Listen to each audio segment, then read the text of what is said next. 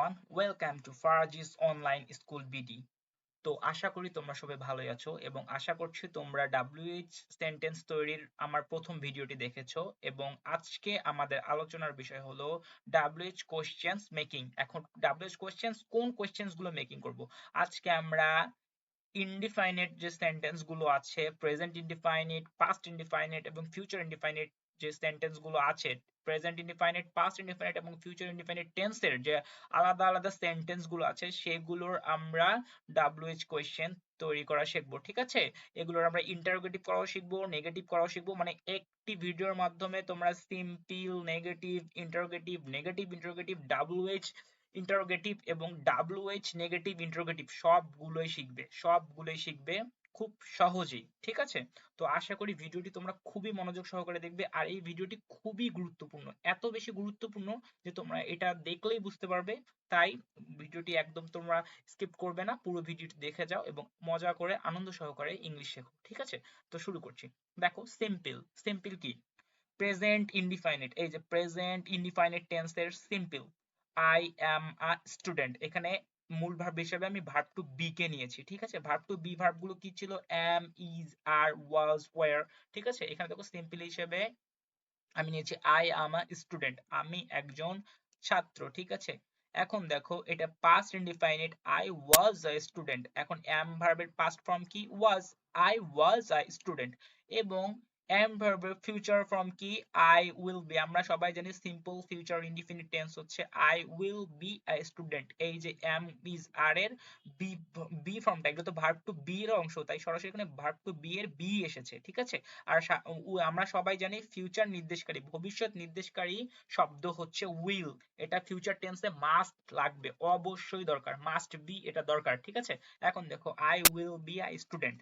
এখন বুঝলাম এটারে নেগেটিভ বানাবো কিভাবে। ঠিক আছে, দেখো I am not a student, আমি একজন স্টুডেন্ট না। করলাম কি? অ্যাম এর পাশে নট বসাই দিলাম, I am not a student. ঠিক আছে, সেন্টেন্সটাকে একটু নেগেটিভ নেগেটিভ বানিয়ে দিলাম। I wasn't a student, মানে I was not a student, was not এর শর্ট ফর্ম হচ্ছে wasn't, I wasn't a student। করলাম কি? এর সাথে not বসিয়ে দিলাম। I owned, will এর not ফর্ম হচ্ছে owned, will not কে সংক্ষেপে owned বলা হয়। I owned be a student, I owned be a student। এখন দেখো ইন্টারোগেটিভ, এই যে আমরা কেবল ফরমেশনে চলে আসলাম। ঠিক আছে, ইন্টারোগেটিভ দেখো, am I a student, ওই যে প্রথম ভিডিওতে আমরা যা শিখেছিলাম, আমটাকে শুধু টেনে সামনে এনে দিলাম। am I a student, কার সামনে বসালাম? সাবজেক্টের সামনে বসালাম। ঠিক আছে, am I a student, প্রশ্নসূচক একটা চিহ্ন দিয়ে দিলাম। এখন দেখো এখানে করলাম কি? ভার্ব ওয়াজটাকে টেনে আনবো। was I a student, was I a student, ওয়াজটাকে সামনে টেনে আনলাম। এখন দেখো ইন্টারোগেটিভ করতে গেলে will, এখানে বিটা সাবজেক্টের পরেই থাকবে, এখানে বিটা সাবজেক্টের, এই যে সাবজেক্ট আই এর পরেই থাকবে।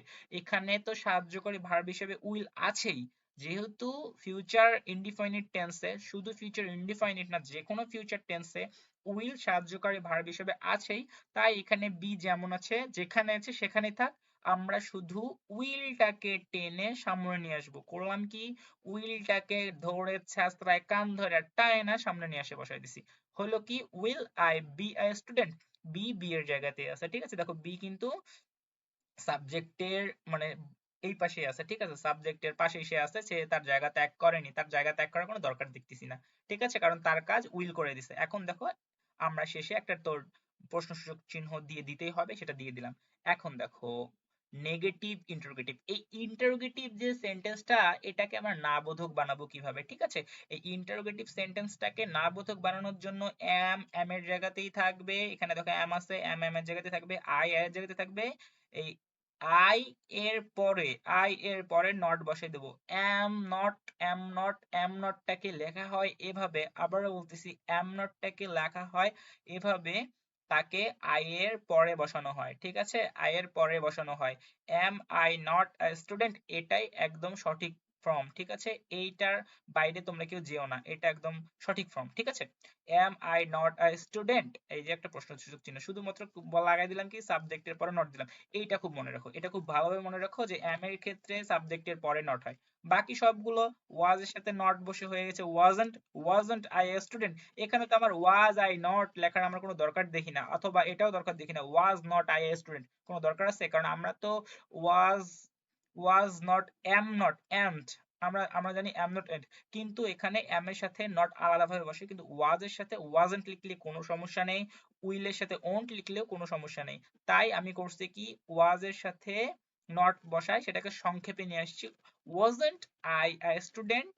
এখানে আর সাবজেক্টের পরে কোনো কাজ নেই, এখানে কিন্তু আমার সাবজেক্টের পরে কাজ ছিল, নট বসাইছি। এখানে আর সাবজেক্টের পরে কোনো কাজ নেই, তাই এখানে আমি আর কোনো কাজই করলাম না, ঠিক আছে? শুধু ওয়াজ এর সাথে নট লাগাই, সেটাকে সংক্ষেপে করে দিছি ওয়াজন্ট আই এ স্টুডেন্ট। এখন won't I be I student, এখন এই যে উইলের সাথে নট বসাইলে কি হয়, উইলের সাথে নট বসাইলে এই যে এখানে শিখলাম, উইলের সাথে নট বসাইলে ওন্ট হয়, ঠিক আছে? এই যে won't I be I student, আর এই যে শেষে তো আমাদেরকে একটা প্রশ্নসূচক চিহ্ন দিতেই হবে। এখন দেখো WH ইন্টারোগেটিভ, WH ইন্টারোগেটিভ এটা আবার কেমন? কিচ্ছু না, ওই যে আমরা যেটা প্রথম ভিডিওটিতে শিখছিলাম ইন্টারোগেটিভ বানানোর ক্ষেত্রে WH শব্দ ওগুলো যুক্ত করে কিভাবে ইন্টারোগেটিভ বানাবো, এখানে সেটাই করা হয়েছে। দেখো why am I a student, করছি কি, এই যে এম যেটা ছিল, এই যে এম ছিল এম আই আ স্টুডেন্ট, এই এম এর সামনে শুধু ওয়াই বসে দিছি, কেন? আমি একজন ছাত্র, আমি একটা WH ওয়ার্ড হিসেবে ওয়াই দিছি, ঠিক আছে? তোমরা তোমাদের সেন্টেন্স অনুযায়ী কি বলবা সেটা অনুযায়ী, অথবা কি লিখবা সেটা অনুযায়ী তোমরা WH শব্দ বসাবা, ঠিক আছে? আমার ওয়াই দরকার, আমি ওয়াই বসাই দিছি, এখানে ওয়াই আমার কাছে প্রাসঙ্গিক মনে হয়েছে, তাই আমি ওয়াই বসাই দিছি। কেন তুমি একজন ছাত্র, ঠিক আছে? I am a student, why I am a student, কেন আমি একজন ছাত্র, আমি নিজেকে প্রশ্ন করছি কেন আমি একজন ছাত্র, ঠিক আছে? এখন দেখো why was I a student, এখানে করছি কি, এখানে why লাগাই দিছি, was কেন আমি একজন ছাত্র ছিলাম, ঠিক আছে? এখানে আমি why লাগাই দিছি, কার আগে লাগাই দিছি, ওই নিয়ম একই, সেন্টেন্স প্রেজেন্ট ইনডিফিনিট হোক, সেন্টেন্স পাস্ট ইনডিফিনিট হোক, আর সেন্টেন্স ফিউচার ইনডিফিনিট হোক, আমার দেখার কোনো বিষয় না, আমার দেখার বিষয় হচ্ছে আমি WH বানাবো, আমার ফরমেশনটা কিভাবে বসবে, ফরমেশনটা এই যে এম এর জায়গায় যদি ওয়াজ আছে, আমার দেখার বিষয় না, আমার এটাকে WH বানাতে হবে, আমি সামনে শুধু সেন্টেন্সের সবার সামনে WH লাগাই দিছি, ঠিক আছে? শেষে একটা প্রশ্নসূচক চিহ্ন। এখন দেখো ফিউচারের ক্ষেত্রেও তাই, ফিউচারের ক্ষেত্রে যে এখানে ছিল will I be I student, interrogative যখন করলাম আমরা একটা, এই যে সিম্পল বাক্যটাকে I will be a student, এটাকে যখন ইন্টারোগেটিভ করলাম কি করলাম, will I be I student, উইলটারের কান ধরে টেনে সামনে নিয়ে আসছি।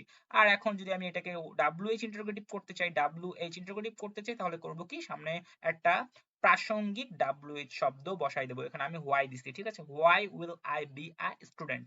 এখন দেখো WH negative interrogative, WH negative interrogative কিছুই না, এই যে নেগেটিভ ইন্টারোগেটিভের সামনে শুধু WH বসাই দিলাম, কি করলাম, এই যে negative interrogative am I not a student এর সামনে WH টা বসাই দিলাম, ঠিক আছে? WH ইন্টারোগেটিভ একই, নেগেটিভ, এখন তুমি যদি ইন্টারোগেটিভ করতে পারো একটা সেন্টেন্সকে, তাহলে তুমি সেটাকে WH ইন্টারোগেটিভ করতে পারবা। এখন একটা সেন্টেন্সকে তুমি যদি নেগেটিভ ইন্টারোগেটিভ করতে পারো, তাহলে সেটাকে WH নেগেটিভ ইন্টারোগেটিভ করতে পারবা। নেগেটিভ ইন্টারোগেটিভ আর WH নেগেটিভ একই, শুধুমাত্র সামনে হোয়াই লাগাই দিবা, ঠিক আছে? why am I not a student, এর প্রশ্নবোধক চিহ্ন এটা দিতেই হবে, এটার কোনো ক্ষমা নাই, ঠিক আছে? why wasn't I a student, why লাগাই দিছি। why won't I be a student, এখন দেখলা তো, মানে যে জীবনে ইংলিশ পড়েনি তার কাছেও এটি খুব সহজ হয়ে গেল। কি থাকে থাকুক আমার দেখার বিষয় না, কি থাকে থাকুক আমার আসলেই দেখার বিষয় না, আমার দেখার বিষয় হচ্ছে আমার সাহায্যকারী ভার্ব আছে কিনা। হ্যাঁ, আমার সাহায্যকারী ভার্ব আছে, ওয়াজ আছে, আমি তার সামনে সাহায্যকারী ভার্বটাকে অথবা ভার্ব টু বি টাকে সামনে টেনে আনবো, আর যদি কোনো কিছু না থাকে ডু ভার্বকে সামনে টেনে আনবো, সামনে WH লাগাই দেবো। সেটা এখন এই ভার্বটা এখন নেগেটিভ থাক আর মানে নট যুক্ত থাক আর নট ছাড়া থাক, আমার দেখার বিষয় না। দেখো সবগুলো খুবই সহজ, ভিডিওটি দুই একবার যদি দেখো আর যদি সুন্দরভাবে হ্যান্ড নোট করে রাখো, তো আমার মনে হয় তোমার এটা জিন্দেগিতে আর কখনো ভুলবা না, ঠিক আছে? এখন দেখো আমরা আসি present simple indefinite, past simple indefinite এবং ফিউচার সিম্পল ইনডিফাইনাইট, এটা কি দিয়ে? এটা আমরা এখন শিখবো হচ্ছে মূল ভার্ব দিয়ে, ঠিক আছে? মূল ভার্ব দিয়ে। দেখো সিম্পল মূল ভার্বে আই রিড, এখানে কি verb to be am is are was were আছে? এখানে নেই, এখানে মূল ভার্ব আছে, সরাসরি রিড আছে, আই রিড। রিডের তো এখন আমরা পাস্ট ফর্ম, রিড ভার্বটা এমন একটা ভার্ব, এটার past present form, past form এবং পাস্ট পার্টিসিপল ফর্ম একই, ঠিক আছে? আই রিড, আমি পড়ি, আই রিড, আমি পড়তাম। এই দেখো পাস্ট সিম্পল বা পাস্ট ইনডেফিনিট, আমি পড়তাম, পাস্টের ক্ষেত্রে রিড হবে। এখন আই উইল রিড, আমি পড়বো, আই উইল রিড। এখন উইল কেন আসলো তুমি প্রশ্ন করতে পারো। আরে বাবা ফিউচারে, ফিউচার বোঝাতে গেলে উইল দিতেই হবে। ফিউচার ক্ষেত্রে মূল ভার্ব থাক, বি ভার্ব থাক, কোন ভার্ব থাকে থাকুক আমার দেখার বিষয় না, ফিউচারের ক্ষেত্রে আমাকে উইল দিতেই হবে, ঠিক আছে। এখন দেখো তাহলে তুমি বলবো ভাইয়া এখানে তাহলে হচ্ছে রিড, এখানে এখানে কেন বি বসলো। আমি তো তোমাকে আবার বলছি এম ইজ আর এর ভার্বটা গুলোকে কি বলে, ভার্ব টু বি বলে, এখানে সরাসরি বিটাই বসছে, ঠিক আছে। এখন দেখো আই উইল রিড। এখন দেখো নেগেটিভের ক্ষেত্রে করব কি, আমি আবারও বলতেছি নেগেটিভের ক্ষেত্রে করব কি, সেন্টেন্সকে বিশেষ করে সেন্টেন্সকে একটা মূল ভার্ব যুক্ত সেন্টেন্সকে, যেখানে ভার্ব টু বি নাই সেখানে মূল ভার্ব যুক্ত সেন্টেন্সকে নেগেটিভ করতে গেলে আমার ভার্ব টু ডু লাগবে। ভার্ব টু ডু গুলা কি কি সেগুলো আমরা প্রথম ভিডিওতেই শিখছিলাম। ভার্ব টু ডু গুলো হচ্ছে, ডু গ্রুপ ভার্ব গুলো হচ্ছে ডু, ডাস এবং ডিড, ঠিক আছে। আমি তোমাদেরকে লিংক দিয়ে দিব ডেসক্রিপশন বক্সে, তোমরা অবশ্যই ডাব্লিউএইচ কোয়েশ্চেনের প্রথম যে ডাব্লিউএইচ কোয়েশ্চেন মেকিং অথবা ডাব্লিউ সেন্টেন্স মেকিং অথবা এর প্রথম ভিডিওটি তোমরা অবশ্যই অবশ্যই দেখবে এবং খুব মনোযোগ সহকারে সেটি দেখবে, এতে তোমাদের উপকার, ঠিক আছে। Verb to do, verb to do কে সাহায্যকারী ভার্ব হিসাবে নিয়ে আসলাম। আই ডোন্ট রিড, এই ভার্ব টু ডু টাকে টেনা হিচড়া সামনে নিয়ে আসছি আর কি, ঠিক আছে। হায়ার, সরি টেনা হিচড়া না, হায়ার করে নিয়ে আসছি, টাকা দিয়ে ওরে হাওলাত করে নিয়ে আসছি। দেখো সাথে নট বসায় দিছি। এখানে দেখো তো I not, I not read, নেগেটিভে আই নট রিড এমন শব্দ স্পিকিং ইংলিশে অনেকেই ব্যবহার করে আই নট রিড, কিন্তু লিখতে গেলে অথবা গ্রামাটিক্যালি এটা কিন্তু কারেক্ট হয় না। গ্রামাটিক্যালি এটা 100% ইরর অথবা 100% ইনকারেক্ট হয়। সো এই কারণে গ্রামারের দিক থেকে এটাকে সঠিক করতে গেলে আমাকে ভার্ব টু ডু আনতে হবে, ডু এর সাথে নট দিতে হবে। আই ডু নট রিড, এখন ডু নটটাকে আমি সংক্ষেপে ডোন্ট লিখছি, ঠিক আছে।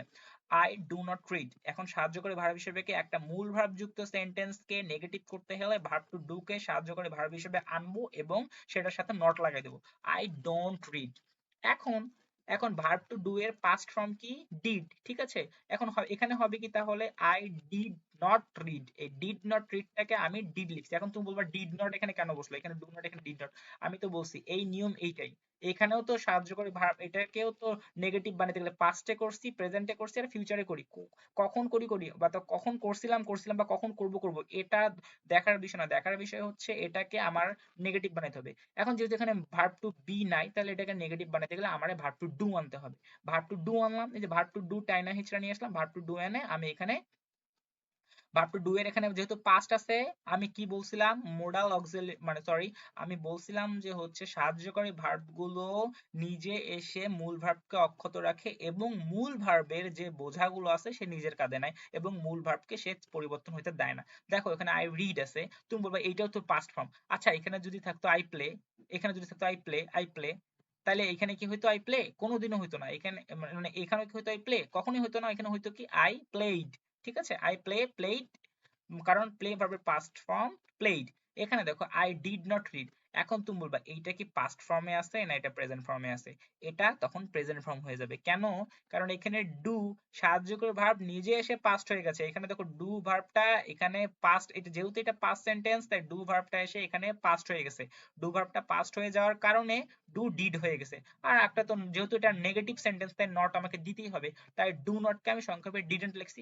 এখন যেহেতু এ নিজেই পাস্ট হয়ে গেছে তাই এটার আর পাস্ট করার কোনো দরকার নেই, এটা যেমন আছে তেমনই থাকবে, মানে এটা প্রেজেন্ট থাকবে, ঠিক আছে। আই ডিড নট রিড, এটা তোমরা একটু বই ভালোভাবে পড়লেই বুঝতে পারবে, ঠিক আছে। অথবা আমাদের টেন্সের যে ভিডিও গুলো দেবো, টেন্সের ভিডিও গুলো তোমরা খুব ভালোভাবে ক্লিয়ার হবা। যদিও এটাও টেন্সের ভিডিও, এটাও কিন্তু টেন্সের ভিডিও। এখন দেখো I will read, I will read, I won't read করলাম কি, উইল কে উইলের সাথে নট লাগাই দিলাম, আই ওন্ট রিড। এখন ডাব্লিউএইচ এর যে নিয়মটা সেটা আমরা শুনছিলাম ইন্টারোগেটিভে, ইন্টারোগেটিভে করলাম কি, ডু টাকে সামনে টেনে আনলাম, ডু আই রিড। এটা কিন্তু এটাকে ইন্টারোগেটিভ করছি, এটাকে না, নেগেটিভটাকে না। এই নেগেটিভ ইন্টারোগেটিভ এইটাকে যখন ইন্টারোগেটিভ করবো সেটা এই সেন্টেন্সটা নেগেটিভ ইন্টারোগেটিভ। দেখো এখন ইন্টারোগেটিভ এই সিম্পল সেন্টেন্সটাকে, সিম্পলটাকে ইন্টারোগেটিভ করলাম, ডু আই রিড। এখানে সাহায্যকারী ভার্ব হিসেবে ডু এর জায়গায় ডিড আনলাম, ডিড আই রিড। আর এখানে উইলটাকে এখানে কোনো সাহায্যকারী ভার্ব আনার দরকার নেই কারণ এখানে উইলই আছে। ফিউচারের ক্ষেত্রে সাহায্যকারী ভার্ব উইল, ঠিক আছে। ফিউচারের ক্ষেত্রে অন্য কোনো সাহায্যকারী ভার্ব আনার দরকার নাই, ফিউচারের ক্ষেত্রে সাহায্যকারী ভার্ব হচ্ছে উইল। উইলটাকে সামনে আনা বসায় দিলাম, তাহলে উইল আই রিড। এখন দেখো নেগেটিভ ইন্টারোগেটিভ, নেগেটিভ ইন্টারোগেটিভটা কি, এই যে এইটাকে নেগেটিভটাকে ইন্টারোগেটিভ করবো, তাহলে কি হবে, এই ডোন্টটাকে টেনে নিয়ে আসলাম সামনে, ডোন্ট আই রিড। এখানে ডিডন্টটাকে সামনে নিয়ে আসলাম, ডিডন্ট আই রিড, আর এখানে ওন্টটাকে, এই যে ওন্টটাকে সামনে টেনে আনলাম, ওন্ট আই রিড। আমার কাজ শেষ। শেষে কি করতে হবে, ডাব্লিউএইচ ইন্টারোগেটিভ করতে কি করতে হবে, হোয়াই ডু আই রিড করলাম, কি একটা হোয়াই কেন সাহায্যকারী, মানে ডাব্লিউএইচ বাক্য হিসেবে হোয়াই, মানে সরি ডাব্লিউএইচ শব্দ হিসেবে হোয়াই কে আনলাম, হোয়াই ডু আই রিড।